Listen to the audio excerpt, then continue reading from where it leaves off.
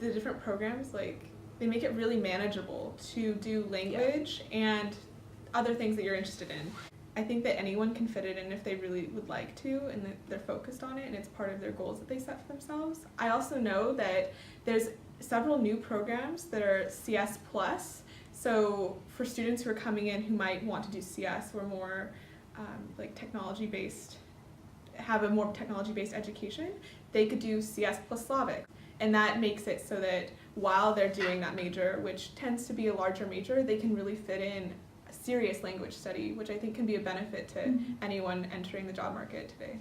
How I've been able to fit it in, I think I've always wanted to have like a well-balanced quarter. So there's some quarters where I'm taking all classes for my major, but I found that usually in a lot of the quarters I can throw in a class that I just really want to take. And often for me that's a French class. So that's how I've been able to fit it in.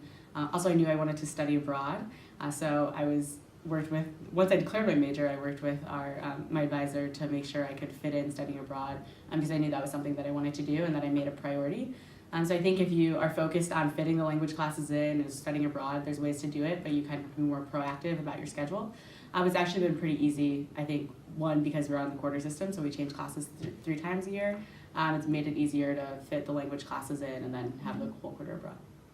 I know definitely that depends on major, but you know, some of those elective classes that you probably take for no reason, you can replace with a language. A lot of the language classes are actually cross-listed, so some of the French classes, for example, count as like European studies or American studies, Jewish studies, African American studies, things like that.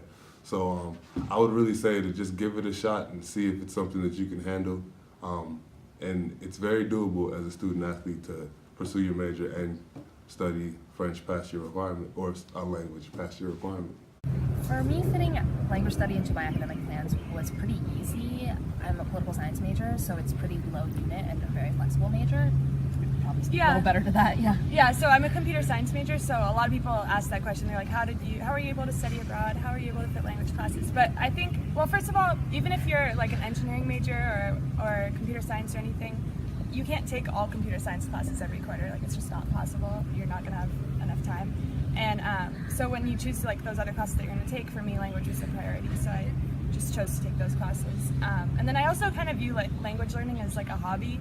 So I don't know, it didn't seem like a huge issue to add those classes to my schedule. Yeah, I mean, when we've talked about this before, I think Stanford is flexible enough that if you really want to do something, you can do it. Yeah. People aren't trying to stop you, so you can, definitely finagle your way into getting all of these things that